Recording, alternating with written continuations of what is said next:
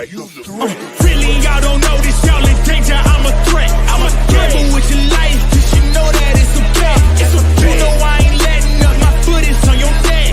Take my word for it, it's a promise and a threat. Really, y'all don't know this, y'all in danger. I'm a threat. That's right, y'all. The MCU's bleeding edge. We a threat. That's right. What's up, fandom? How's it going? I'm here with Mark for the first time on the bleeding edge. Welcome, Mark. Hey, thanks. Good to have you, man. We finally got you on. Made it happen. You know? Yeah. Had to do some jumping and jiving and shit to make it make it come to fruition, but competing schedules. We got there. Nah, man, it's all good, bro. You know what I'm saying? Like, hey, dude, life happens, man. You know what I'm saying? Content is always last. Family and fucking kids and work and whatnot and everything is always more important, dude. So, you know, unless like you're lucky enough to be like somebody that gets paid to make content, and that's what you do, you know? Yeah. Must be nice. But hey, you never know. We can dream, right? Anyways, so I just want to really quick point out that this is a spontaneous live stream. I didn't schedule this really or anything like that. So, I just kind of threw this up. I genuinely try to stick to my schedule, which is Wednesday evenings, and I'm doing Fridays and Sunday nights now too. I'm doing Friday and Sunday evenings, because I'm with the Minds of Creativity Network, and I'm trying to pull my weight, with the network, with our content and whatnot, because we're small. We only have a couple shows, so I'm trying to jam out as much content as I can, and it's good for the network, and it's good for our stats and whatnot, and our consistency and people knowing what's going on with us in the bleeding edge if we're scheduled every Friday and Sunday night. So I figure, why not, right? All right. I don't do shit anyway, but oh, by the way, I like your Yankee hat, man. Yeah, thanks. I should have worn my fucking Mets hat. If you had told me that you had that Yankee hat on, I would have worn my Mets hat. So we could have went back and forth on that. No, I'm just joking. I don't play around with any of that Yankee Met bullshit. I don't care. My grandfather was that way. He was like, they're both from New York. I don't understand why you picked one. Yeah, I don't care, dude. It makes no difference to me, man. I like the Yankees too. You know what I mean? Like, they're cool, Back in the day, fans always split in like that down the middle thing. There's like, when I used to read, when I lived in New York and I read the Post and everything all the time and whatnot, like I always read the Yankees articles and everything and whatnot, and followed the Yankees and knew what was going on with them and who the players were and all that shit, Yeah. But honestly, man, I've been really off focus with baseball to where I don't even know what's going on with the Mets right now. I wouldn't even know. The Mets just swiped a hitting coach from the Yankees. I wouldn't even know what their roster is like right now, to be honest with you. But I'll probably only be able to tell you a couple of the players in the team, unfortunately. Yeah. But I need to get back into it, man. I love baseball. So anyways, MCU's bleeding edge. As you guys can see, I'm still tweaking my intros, and trying to showcase the bleeding edge ethos. You know what I'm saying? There's the Stan Lee ethos. There's the Marvel Comics ethos, and then there's the bleeding edge ethos, man. And that's fine ass women with some fucking rap, some hard ass rap. You know what I'm saying? Getting after it. That's how we do it. We're not like all the other MCU shows. That's what we do. So what we got rolling tonight, essentially, is just a little bit of this and that, a little Thor 4 talk. We're getting close. And we don't really know that much about Thor 4. I mean, we only know, bits and pieces. But want to get into it a little bit. Get some articles, some recent news and whatnot. I want to get into Black Panther 2 and get Mark's thoughts on it and whatnot, see what his speculation is with it and whatnot. I'm really high on it. I am. I wouldn't bet money that it's going to be, the best thing ever. But I think that, at the end of the day, I think that's probably going to end up being a good movie. That's my point with it. I think people are a little worried, and I don't blame them. But I think that Ryan Coogler is gonna pull that shit together and make it work at the end of the day. Plus, they're gonna throw Namor in there, So I mean, that's gonna be really impactful. I think. Also not confirmed. Well, come on. I don't It's know. like, I don't know. I'm one of those people that doesn't think Namor is necessary. oh, it's one of those, like, it's one of those resilient rumors that, like, that It everybody's is, covered. but I don't know. Tena Huerta as Namor is a weird choice. It could be, but it's a weird choice if that's No, who it they makes went. sense. In the comics, I mean, there's a dynamic, there's a relationship between Wakanda and Atlantis and Yeah, but Namor. it's not the version that I think people look at in terms of like the rivalry or the back and forth with Panther, or at least T'Challa and Namor, was that was the thing that spun out of AVX, which was not good. Yeah. And then that's really like the big rivalry, and that rivalry doesn't date back that long. It's like No, it 9 doesn't. years.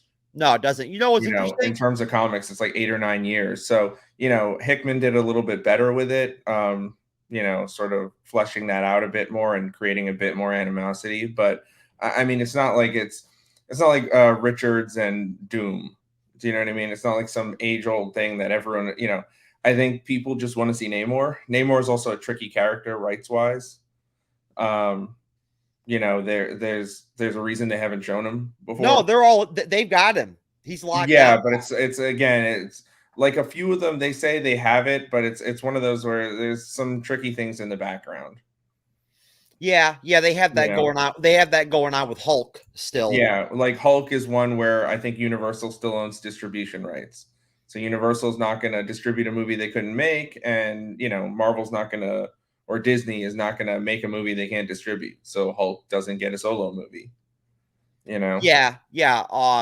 I mean, we'll see what happens. Of course, like, I respect your opinion, and I respect your, like, professionality towards Marvel in terms of, like, the rumor mill and the leaks and all that kind of shit and whatnot. I mean, hey, remember WandaVision? And, like, Yeah, the constant barrage of, like, oh my God, when's Mephisto coming on? Is Magneto yeah. going to be on? And, whatever. Like, I mean, we were talking about that the other night on the ranking show we did on the Bleeding Edge. And, WandaVision had more hype going on week to Yeah. week, like, And than it any built, of the. yeah, it built week to week. I think, Yeah. I also think we're kind of in this weird phase with this weird thing with Phase 4, where I think everyone wants everything to be an event. Coming off of Endgame, everyone wants everything to be the next big thing. So every movie is going to have a ton of guest stars, or it's got to be something else in the background. It's got to lead to the next thing. It's got to move and move and move. And I think, like anyone who's read comics knows, like they spend years, they spend a year or 2 years building up to a major story, like a big crossover or something like that, whether that be AVX or I don't know, I would Extinction Agenda repackage or that, something, Mark. Secret Wars. I would repackage that, Mark. I think that honestly, what it is, really, to tell you the truth, at its core, is just the fact that, like, Endgame and Infinity War were so impactful and Yeah. huge that, like, at that point, almost on an innate level, as a fan, you can't help yourself but, like, compare Oh what you yeah, get no, and I from think that's Marvel true. I to just think, like I Endgame. said, if you're looking at it, I think most comic fans, or at least any, and you read comics, the whole thing is essentially you build up to the next big storyline. So after every big storyline, there's kind of a reset button, a cool down period where you kind of see where the new lay of the land.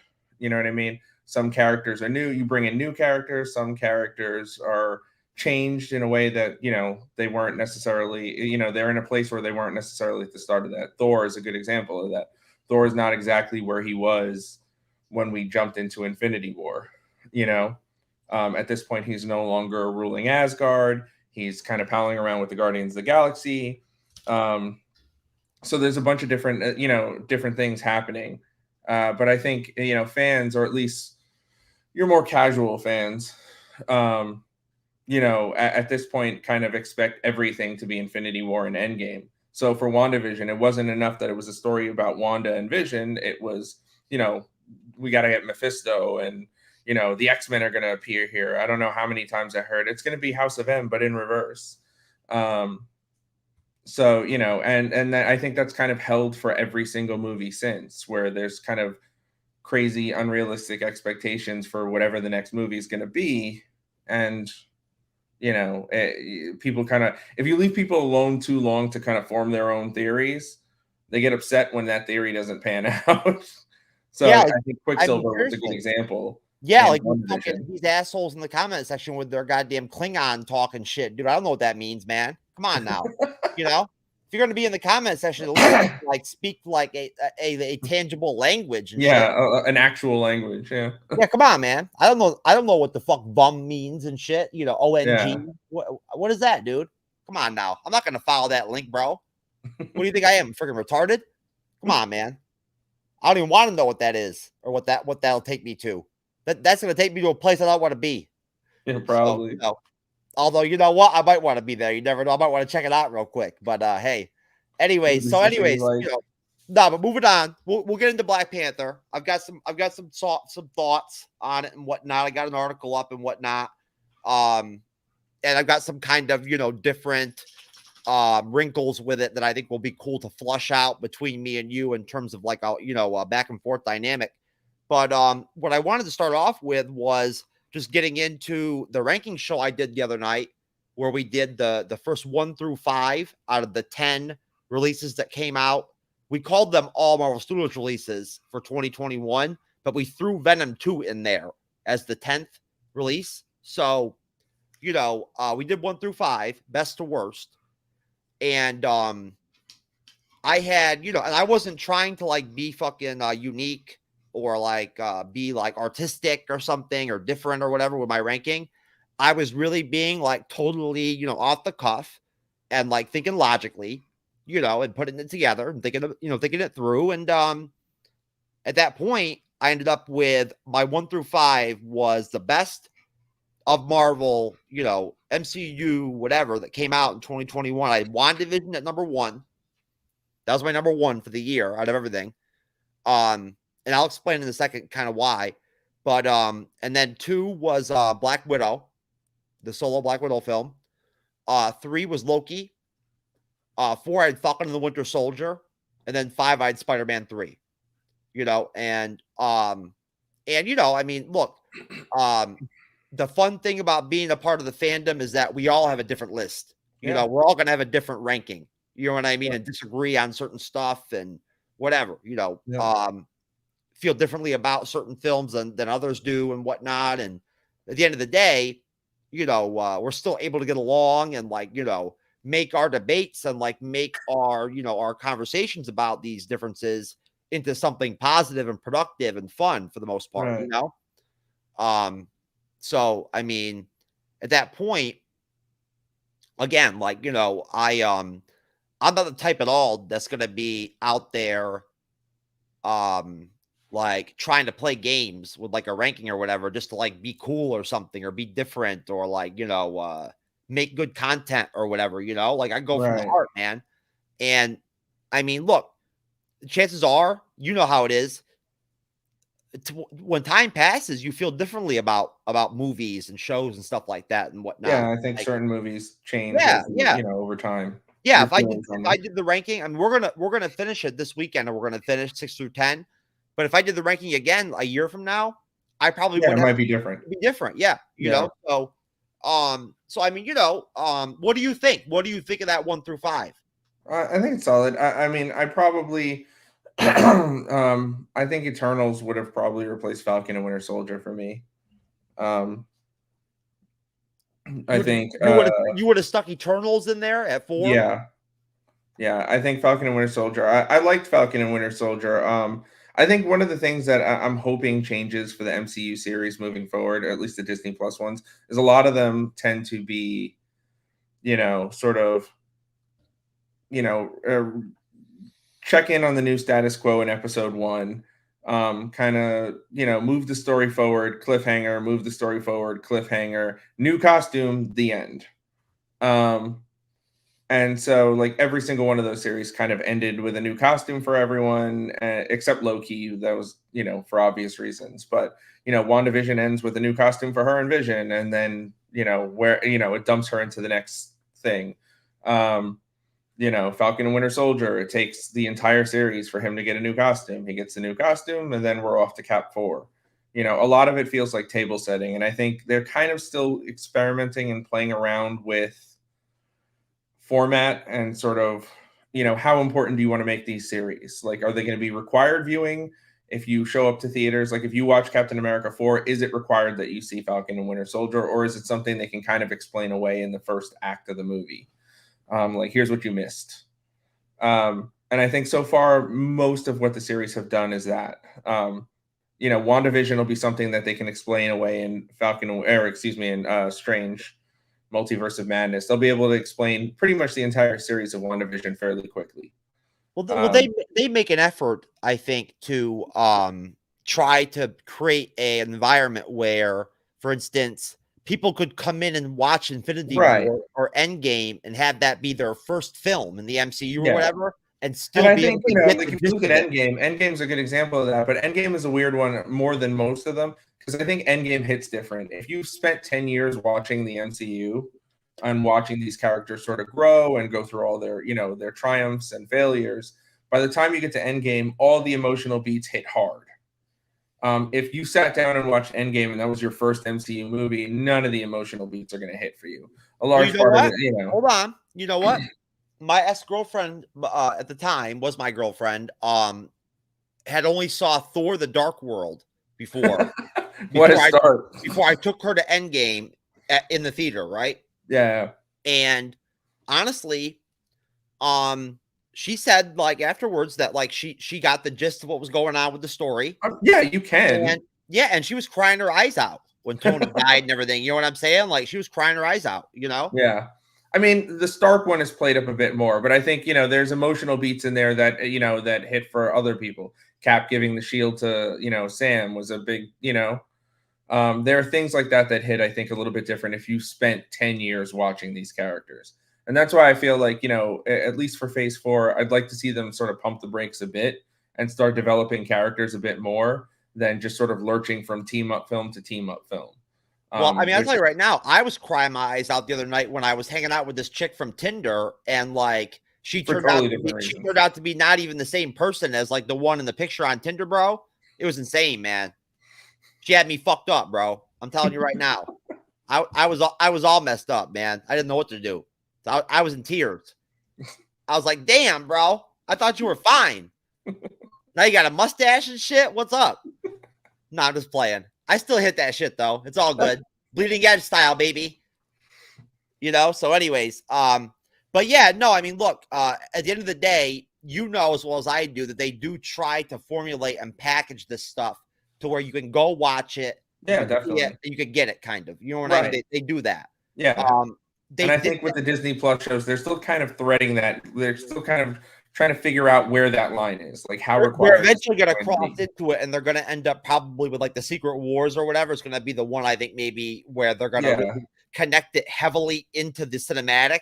You know what I'm saying? Yeah, I think Secret Wars is kind of where. I mean, that's not really much of a secret. I think most people speculate. Anyone who's read a comic feels like we're heading towards Secret Wars. However many years down the line.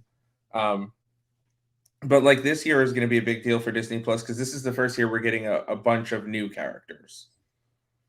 Whereas, the series we got last year were all based on characters we all knew. Well, I think that honestly, I told you already earlier, I think that like the slate of films in 2022 is nice. Yeah, it is. And compared to Disney Plus, I think that, I'm a lot more confident about what we're getting movie-wise than what we're going to get show-wise, just because, hey, Echo in the Hawkeye series did not do anything for me. You know what I'm saying? And I think Echo is another one. She's kind of a weird character. I was surprised that I like Echo as a character, but I was kind of surprised that they were quick to announce her as a series. Dude, if they throw Daredevil in the mix on that, it'll have Kingpin, it'll have that kind of thing. Yeah, if they throw Daredevil into it, honestly, if they put too much Daredevil in it, he'll take over the series. Yeah. But I don't think we're going to see Echo this year. They haven't shot a stitch of it. No, so. I think we will. I think they wouldn't have actually released. I don't think they would have brought it up on the Disney Plus day or whatever if it wasn't going to come out in 2022. No, I don't think it is. Honestly, mostly because they announced a ton of shows. Like Agatha is not coming in 2022 either. No, that's true. Yeah. Yeah. You know, same thing with Echo. They haven't shot anything. If they were going to do that, they would. Miss Marvel was done filming last year. It was supposed to premiere sometime in December or probably November. Now, having seen Hawkeye, obviously it was timed to Christmas. But, you know, Miss Marvel's now in reshoots. So that got pushed back. You know, but I think in terms of Disney Plus shows, kind of what you see is what you get so far for this year. I think we'll get What If season 2. That'll be sort of a late edition, but they were already deep into production on that when season 1. Oh yeah, that was already done. Yeah. So there was an episode that rolled over. The rest of it was already into production. So, but you know, Moon Knight I think is going to be up first. It'll either be Moon Knight or What If season 2. Well, What If season 2 is not close enough to be airing this soon. But Moon Knight is pretty much done. Oh, you know what? My bad. It would make absolutely no sense for them to drop What If season 2 so close to when What If came out. And yeah, like I said, they're not that far along on the animation part of it. But yeah, Moon Knight I think will be up first. After that, I think Miss Marvel got pushed to sometime in the spring or summer. It'll probably be She-Hulk after Moon Yeah, it'll Knight. probably be She-Hulk after that. Yeah, and then I after think what She-Hulk, you saw in that trailer for the upcoming Disney Plus stuff is pretty much what you're getting for the year, or at least the stuff that had footage. I think Miss Marvel will come out after She-Hulk. Yeah, definitely, because it'll be closer. They need to move it closer up to the Marvels. I think we'll get Secret Invasion. We'll get What If, and then we'll get What If season 2 or What If Zombie. And I think they'll close out the year with Secret Invasion. Yeah, I mean we'll see what's up with What If. I'll tell you right now. I just want to put it out there. I did call it. Bleeding Edge fans, you know I did. Months and months and months ago, when we reviewed the Marvel Zombies episode, I flat out said during the review that I think that eventually down the road, Marvel is going to end up taking this premise and expanding it and doing something with it. You know what I'm saying? And they did. Yeah, the Marvel Zombies have always been popular, so that kind of always seemed like a no-brainer. I'm not a huge fan of that series, but yeah, I can see it. I love the different Avengers team that they put together in it. Yeah, I like that. You know, with multiverse, with Hope, Guardians of the Multiverse. Yeah, and Sharon Carter and Bucky, and you know what I mean? It was cool. Yeah, and I think you're going to see some of those in live action. Yeah. I mean, I'll be honest with you, man. I think that a live action Marvel Zombies film would actually fucking kill it in the box office. It would, but I don't think they'll ever make it. No, they won't probably. But I'm saying if they did, yeah, of course, it would be a smash hit. Oh, for sure, yeah. Yeah, it would. But yeah, I think what's it called? I think you'll start to see some of the What If characters probably this year. I would obviously we're going to get the Dark Doctor Strange in Multiverse, but I think you'll also probably see Captain Carter sooner rather than later. I don't know. I don't know if I had to call that one, I would probably say I'm on a scale of 1 to 10. If we get Captain Carter, I'd say I'm at like a 3 to 3.5. Like, you know, she won't get her own movie. I mean, she'll appear sometime in live action. I'm saying even appearing. You know what I mean? No. Like, I just don't know. You know, like if they're really gonna bring her back like that. Yeah, you know? I've heard some stuff, so I would say you'll probably see her sooner. I'm reviewing Peggy Carter, the show, episode 3 tomorrow night with Sally the MCU Girl on the Sally the MCU Girl podcast. So just to let you know, folks, I mean, it won't be live. So, like, you know, you won't be able to watch it or anything, but you'll get to it eventually. So I got to watch that shit. I got to catch up with Boba Fett, too. I'm 2 episodes down. I haven't watched any of it yet. I got to catch up. I've been missing out on the Podcast of Champions reviews of it and whatnot and everything because I haven't been watching it. But so anyways, as far as that ranking goes, do you see where I'm coming from with WandaVision? Yeah, I think WandaVision did something different, you know, more than most, you know, probably than anything they did that year. I think WandaVision and Eternals were the two that were probably the most different than anything the MCU had ever done. Yeah, and beyond that, I felt like overall, they delivered week to week very well across the span of the series, you know? Yeah. I mean, Loki did too. You know what I'm saying? Like, I mean, Loki had like heavy, impactful episodes, like, you know, left and right. Yeah. Like that. I mean, Loki was a standout series. I liked Loki a lot. I thought I liked Loki better than WandaVision, honestly, but well, I'll tell you right now, it boils down to like my gut. and like what what struck me emotionally, what I it's a connected personal with, thing. you know what I mean? And like I connected with WandaVision and that vibe and that theme, on a different level than Loki, but at the Yeah. same time, I appreciate aspects of Loki on a level where WandaVision never got there. You know what I'm saying? Like, I mean, and honestly, like, I mean, I've been handing out the Monica Rambeau Award for a minute now. And basically that is the standout secondary character of every Disney Plus show that kind of breaks out. You know what I mean? And so obviously I started with, I called it the Monica Rambeau Award. And then of course it became, and it was obviously, it was US Agent, John Walker in Falcon and the Winter Soldier. And Loki, it was Sylvie, and honestly, I think Sylvie was better as that like impactful secondary character in Loki than Monica Rambeau was in WandaVision. Yeah, she was definitely more of an impact. Yeah. She's the main character. Monica, if they don't bring her back was, for season 2, they're crazy. Yeah. Because I don't see where they fit her anywhere in the MCU other than Loki. Yeah, Sylvie. Yeah. Yeah, she doesn't fit anywhere. You know what I mean? The fun part of that series is that Loki would, of course, fall in love with himself. Just of course. A different version. Yes, and like, you know what? I give Marvel credit for actually making it clear that there was a romantic and like a sexual like tension there. You know what I mean? Yep. Like they didn't hide it, even though it was weird. Yeah. It's definitely that. Yeah, I mean, there were some swings for Marvel this year. I think there was that Eternals had Marvel's first sex scene, which was a weird thing. But it was pretty like it was pretty Disney. It was Disney Plus rated, man. You know what I'm saying? Like, dude, it's still Disney. They're not gonna go full on. I mean, like if you want to see what one of my sex scenes looks like compared to that, bro. I mean, we're talking about like fucking. I mean, crazy, man. You know what I'm saying? Savage shit going on my shit compared to that. But no, listen. Look. I honestly. I tease and fuck with Chloe Zhao a lot and whatnot because I like to make fun of her. You know what I'm saying? I just do. Like it's just part of my shtick. I don't know her personally. I'm sure she's a nice woman. You know what I mean? Like I don't think she doesn't know what she's doing. I'm sure she's probably talented.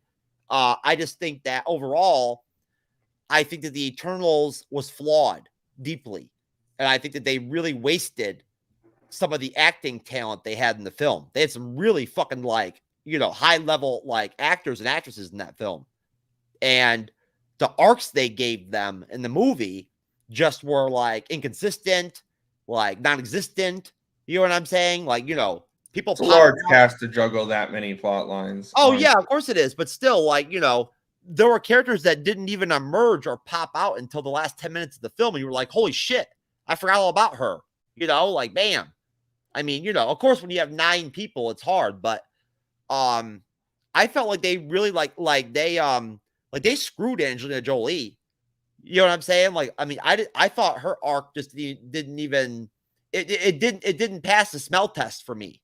Like I don't know. I liked most of that stuff. I think the biggest miss for me in Eternals was Crow, and a large part of that was just because Crow is a character in the comics, and here he felt kind of like an afterthought. Well, hey. We did the Eternals review, and Mark Rutledge and Lord Deathman, people I respect, were like all in for Eternals. And then Alexis from the Religion Broadcasting Network and a frequent guest on the Bleeding Edge and I were both on the like anti-Eternals kind of vibe. You know what I mean? And we went, that was like the dichotomy. And I think Eternals is another one of those that I think is going to probably age better for some people than others. Like it'll be on Disney Plus starting Wednesday. So I think people who didn't make it out to the theaters to, for whatever reason, will probably discover it this week.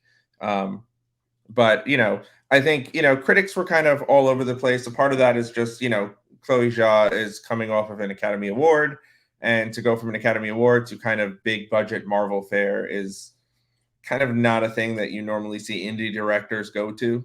No, it could be like this. Sometimes it may be good, sometimes it may be shit.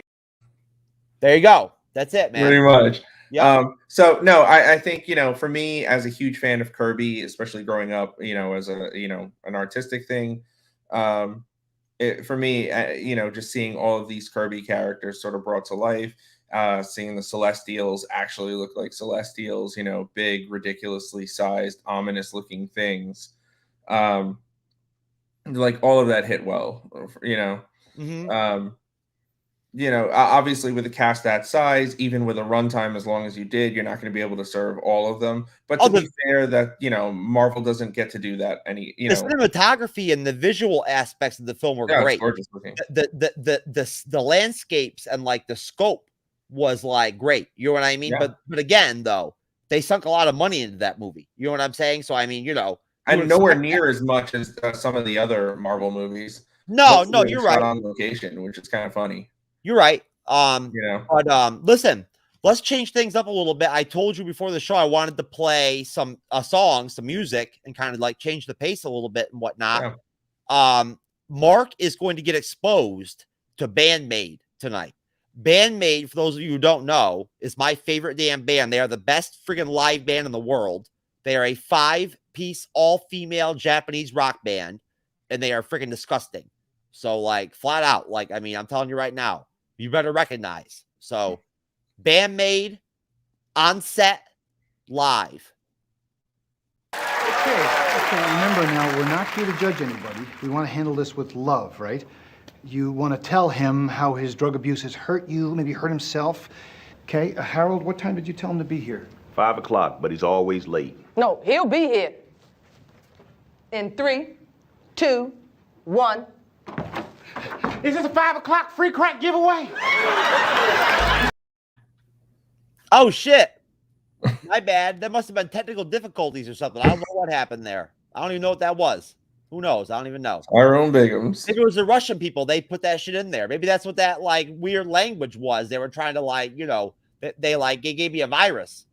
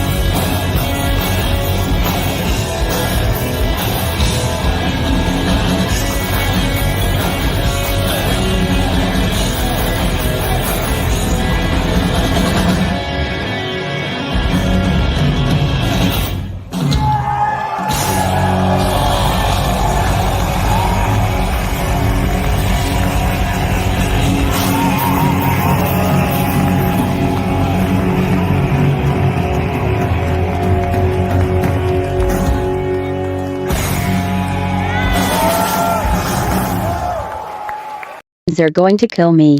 I told them to send me a video holding an object and start nodding.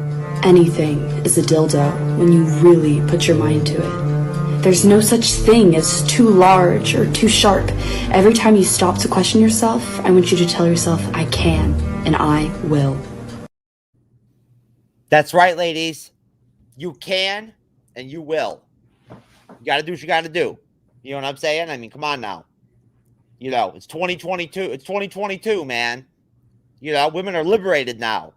You know, so I mean, if you need the toothbrush, you know, to get after it or whatever, or weight, you got to do what you got to do. But anyways, I apologize, Mark. That was kind of lewd.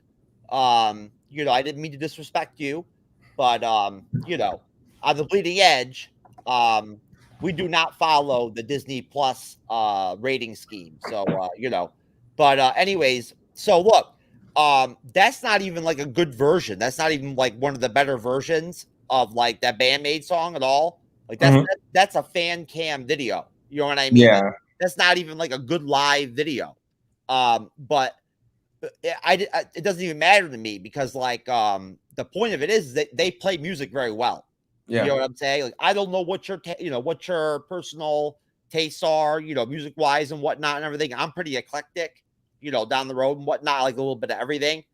But I mean, I recognize talent when talent is there, and you know, you tell me, they definitely are very like clean live and like you know, the transitions are like really nice, like during the song, they really are smooth. No, it's good. What did you think? I mean, they're pretty energetic, right? They've got Yeah, good energy. definitely. At least the one who was out front was definitely. Oh yeah. Oh, you couldn't see the drummer, unfortunately. Yeah, no. She's like a maniac. You know, there's just something about watching like 5 women play like outstanding rock music like that. You know, like it's just you know, it's impressive. But anyways, you know, shout out to Band Maid. Shout out to Band Maid fandom. Love y'all. If you don't know about Band Maid, get into it. But so moving on, you know, as far as my rankings go, I just wanted to just kind of basically, well, you know what? I already said what I was going to say. We're going to try to wrap it up at the end, you know, this weekend or whatever. I'll have it out like probably by Monday. So, you know, those of you out there that want to watch it, you'll be able to. But so moving on, I wanted to get into Black Panther 2 and kind of get in and ask Mark kind of like, you know, where he's at, like with the movie, like, you know what I'm saying? Like, you know, what, you know, Mark, what are your personal thoughts as far as like, you know, where things are at with Black Panther 2? I mean, what's your like, what's your gut on it? My gut is that Ryan Coogler's never made a bad movie. So with that in mind, I doubt this is going to be the one that he does it on.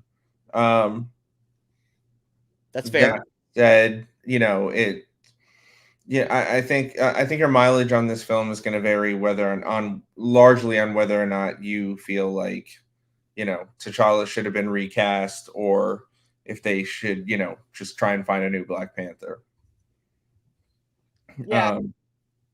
You know, if you were, you know, team recast T'Challa, then I don't know that necessarily this is going to convince you one way or another. Well, I don't, you know, no, just so you know, my personal thing on that is when it all first went down, I was staunchly, you know, against the idea of recasting it at all. Yeah, Just I think because, most people were. You know what I'm saying? Just because I mean, I think Chadwick Boseman was like a lion of a man. You know what I mean? Yeah. And I think that I just really feel like, honestly, like he was literally built and like born to play Black Panther. Yeah, I agree. You know, like he embodied the character so well that it's not even just the fact that he died and whatnot. It's like I just can't see anybody going into that situation and being able to, you know, being able to have the impact and be as organic as Chadwick was. You know what I'm saying? But I softened over time to where I'm at least like open and understand that there are people who disagree with me and think that it should be recast. Yeah, I don't know. For me, my feeling was, especially early on, it was such an abrupt way to lose him. Like no warning, no signs, no nothing. He was just gone. And I think, you know, that sort of played into, I think, the emotional aspect of people not wanting to recast him. Personally, I didn't feel like there was a need to recast him, at least not right away. If you want to do that down the line, years from now, sure, go for it. But I think this soon, kind of, I know people compare it to like, oh, you recast Batman all the time, or you recast Rhodey, in the MCU, you recast Banner, but I don't think it's the same thing. You know, there was an issue with actors there as opposed to one actor who just passed away suddenly.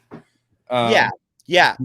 They're very different Totally circumstances. different circumstances with all those situations. And So I think if years down the line you want to do another Black Panther, and they have a whole multiverse now where they can show other options.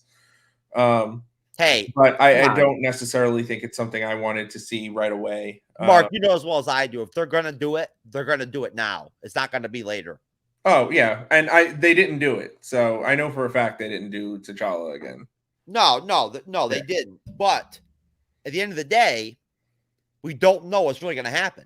I mean, we don't know what direction they're gonna go. And yeah, and it's interesting. This one hasn't had there have been leaks from the set, but nothing leaks nothing plot wise.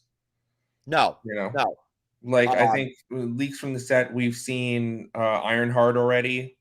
Obviously not in costume. They let that go. They put that out there. Yeah. I think Marvel did. Yeah, so there have been random things like that, set photos, things here and there. But I think they did that for publicity purposes. Yeah, it wasn't officially released or anything.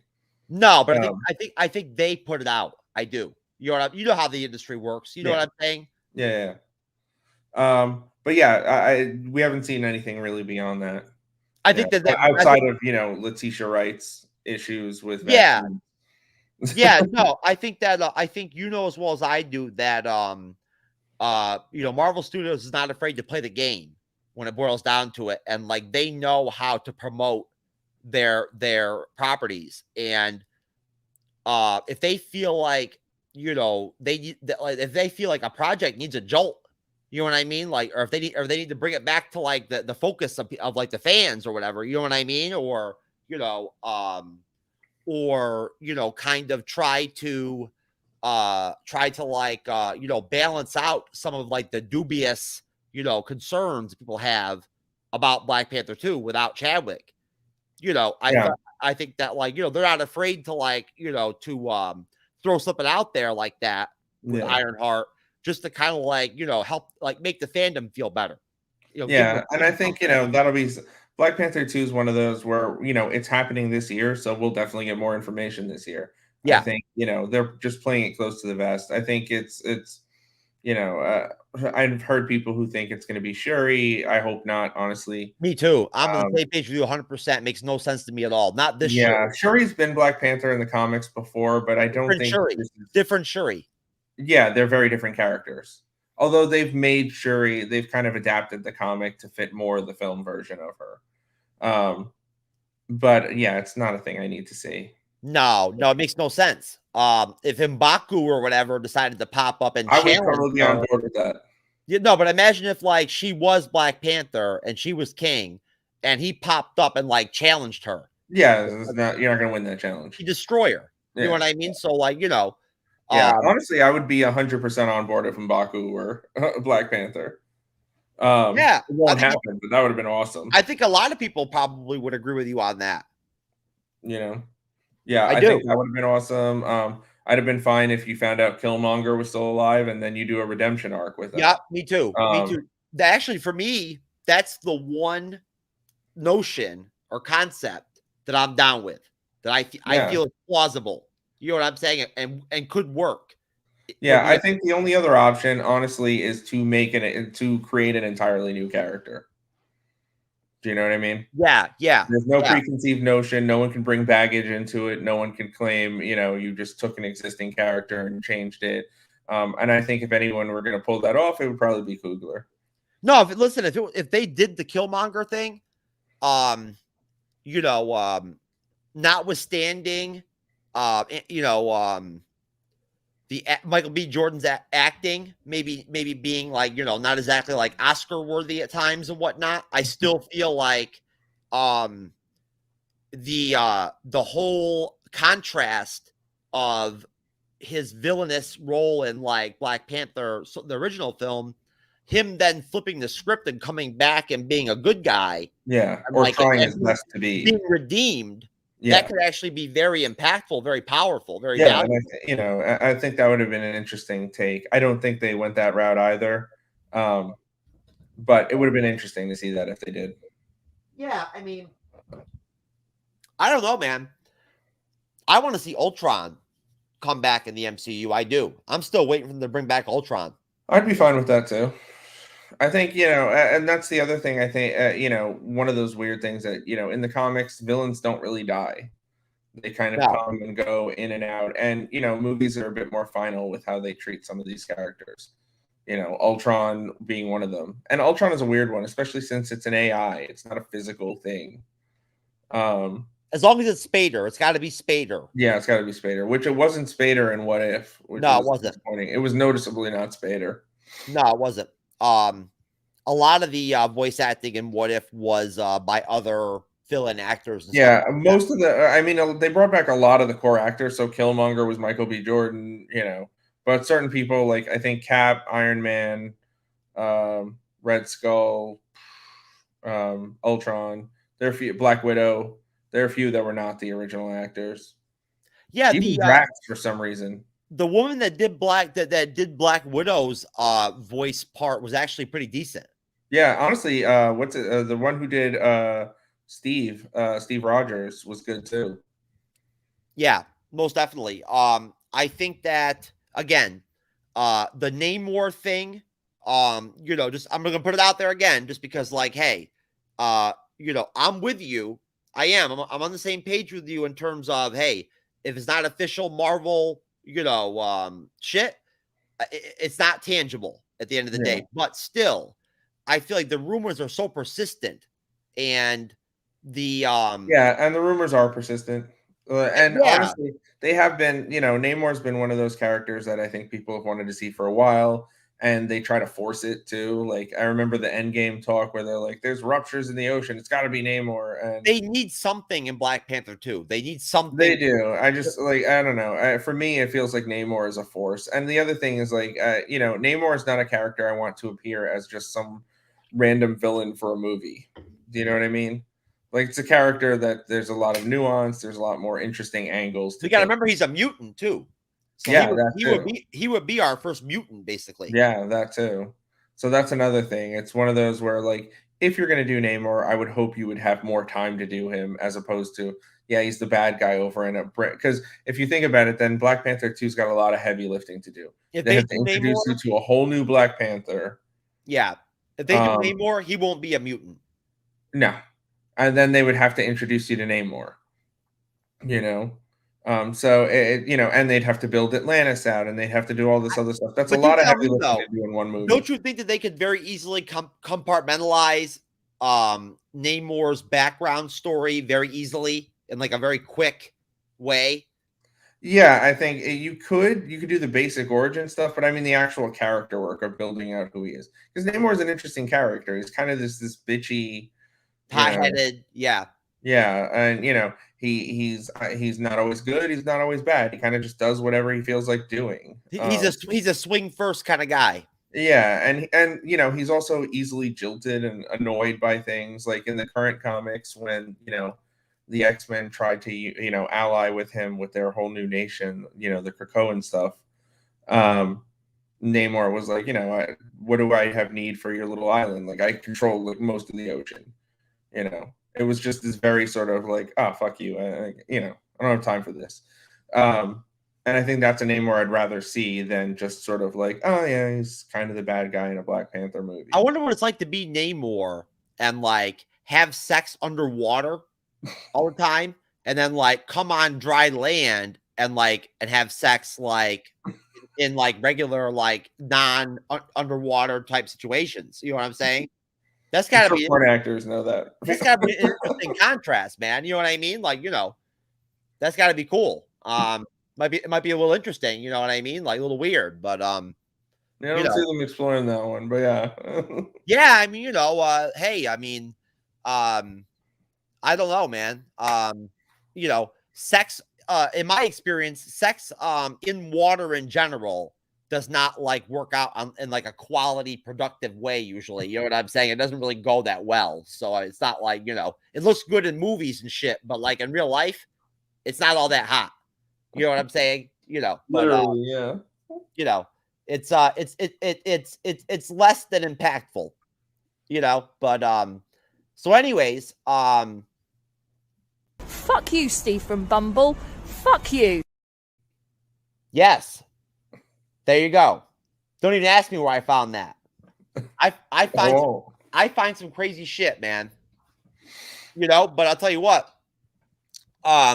Moving on from Black Panther 2 and on to Thor 4. And again, this is all basically kind of like centered around the fact that, as I already mentioned in the beginning with Mark, I feel like the slate for 2022 is good. It's really solid.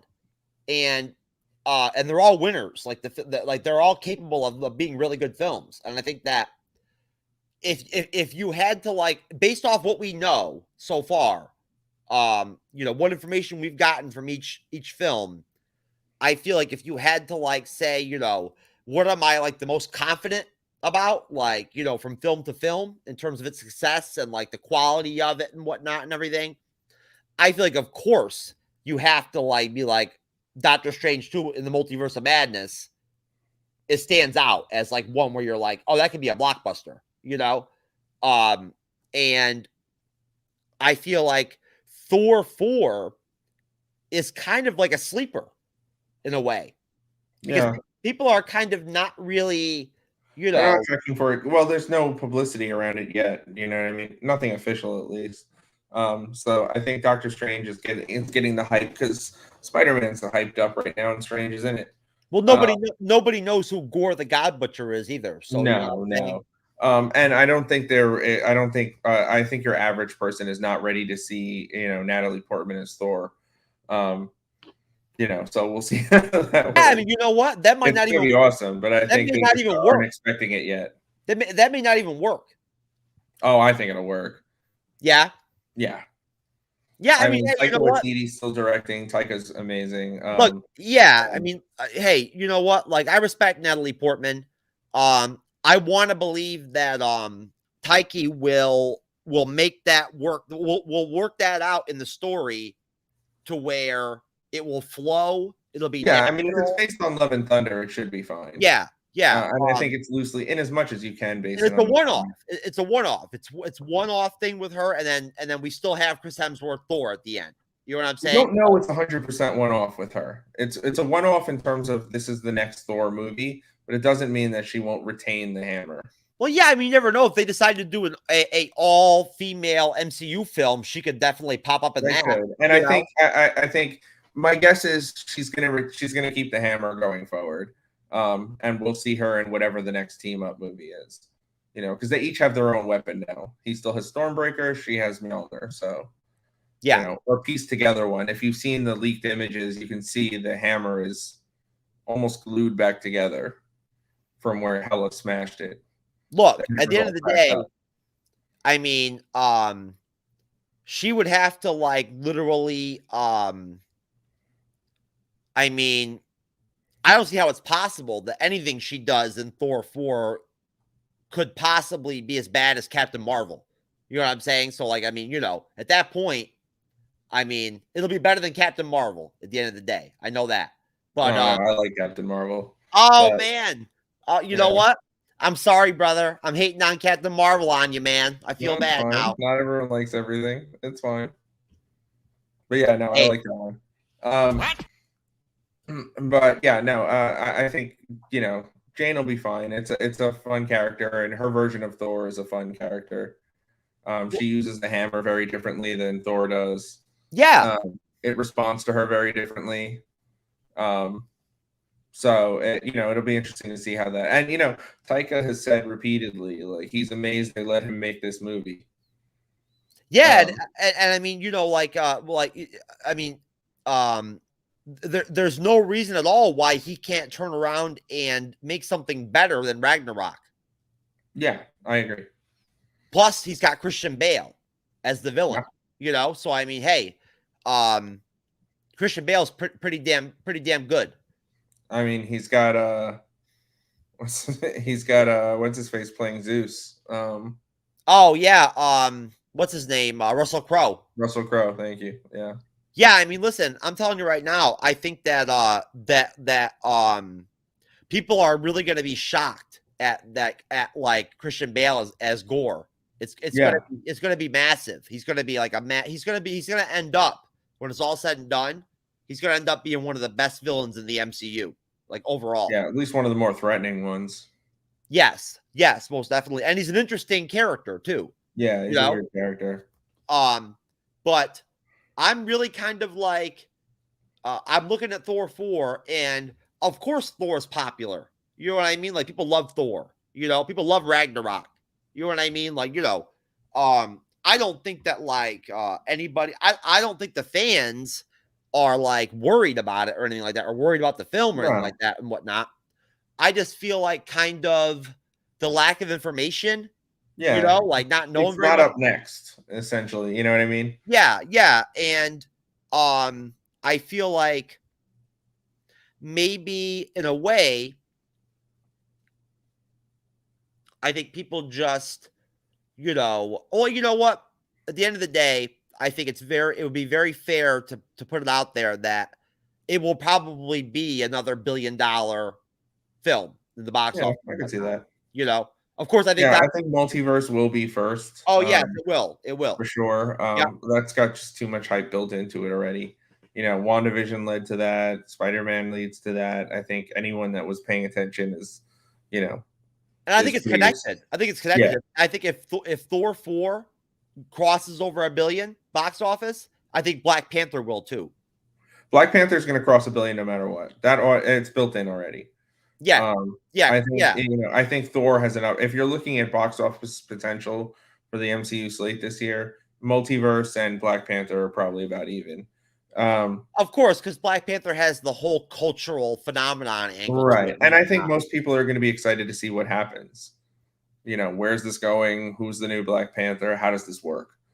Apart from that, though, I would say, Thor 4 is a pretty solid sleeper, Well, look, I mean, listen, at the end of the day, if Ryan Coogler needs me, man, I'll go blackface myself and I'll be Black Panther. Why not, man? I'm pretty sure that wouldn't go over well. It'll fit right into the Bleeding Edge rep. Little blackface, man. Hey, man, listen, I'm a nice guy. I'm a cool guy. You know what I mean? So at the end of the day, if anybody can pull off blackface, it's me. No, I'm just kidding, dude. I'd get killed if I did it, bro. Yeah, I was gonna say it's not gonna work out. You can only do blackface in like a very unique way towards funny in like a certain like way or whatever. Yeah, but Tropic Thunder. It's got to be very unique. Tropic Thunder is it? Yeah. So as far as Thor 4 goes, I think that the fact that they also are going to have all of those characters inserted in the film, the Guardians of the Galaxy characters, you're going to have Korg and Meek and everything and whatnot in there again. You know what I mean? Like, Valkyrie's going to be in it and whatnot, like there's a really good secondary cast there, I think there's probably going to be some wild card stuff that's going to happen too that we don't know about yet. Yeah, I mean the Guardians are in the first act too, so yeah. So beyond that, beyond Thor 4, I feel like it's a good time to just kind of point out that again, Mark, it was really nice of you to come on with me and whatnot, and look, I really appreciate you being on the spot, and down to just like get after it. Spontaneous and shit and whatnot, you know what I mean? Hey, that's sometimes, Mark, that's how content goes, like for sure. You got to do it when you can do it, and I just had a feeling when I saw you were up that maybe you might be free, but no. I was taking a break. Yeah, no, listen, man, you've been great, you know what I mean? Like, I figured you would be, You know, I like the analytical side that you bring to the table. You know what I'm saying? And I like the fact that you have your own personal tastes in terms of like, you know, that's different than mine in some ways. There's certain properties and stuff like that. There's certain aspects, obviously, that you appreciate more than others than I do than others, you know, and then vice versa and whatnot. Yeah. But at the end of the day, though, you know, again, it's all in fun. You know, so I mean, you know, nobody, I mean, there's no winners or losers, you know, and at that point, I feel like I really think that it'll be fun to see you on a actual Infinity Saga movie review and see how you do with that. You know, like I think you'll be really good. Have you done film reviews before? No, not really. No. They're fun, man. They're fun. All right. Yeah, I like them. I enjoy them. You know, I go on the Religion Broadcasting Network sometimes, and I review like actual like films. You know what I mean? Right. You know, and I'm no critic. You know, I'm not like I'm not a professional. But yeah, I mean, hey, it's always enjoyable to review a Marvel film, man. Yeah, I agree. You know, but so look, folks, I think we're probably going to go ahead and call it there, and get the hell out of here. You know, so we can go about our business and go do some cool stuff like play video games and get something to eat and, you know, chill and whatnot. Mark has his whole family there probably and whatnot and everything. You know what I mean? So he's got stuff to do, right? You got kids, don't you, Mark? Yeah, I do. They're all asleep. School night. Yeah. Yep. Yeah, I hear you, man. I've got kids too, but they're not here. They're with their moms. So yeah, listen, I want to thank you again, Mark. Thank you to Jeff B in the comment section. Appreciate you, bro. Thanks for like being a part of the show as always. And to all of you out there in streaming land, thank you very much, as always, for your support. We at the Bleeding Edge really care about, you know, trying to, you know, make fun content for everybody that people can enjoy.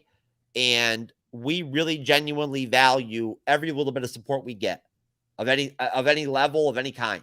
You know, it's all appreciated. It's all positive. It's all welcomed. You know, and we're very thankful, you know, for every little bit of success we get. You know, we're very humbled by it. And I really wish all of you a wonderful 2022. I hope you have a great day at work tomorrow on Tuesday.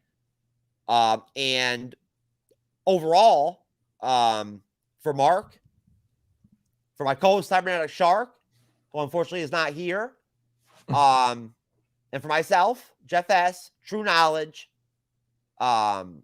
we are out. Due to inflation, one good girl is now worth 1,132.13 bitches.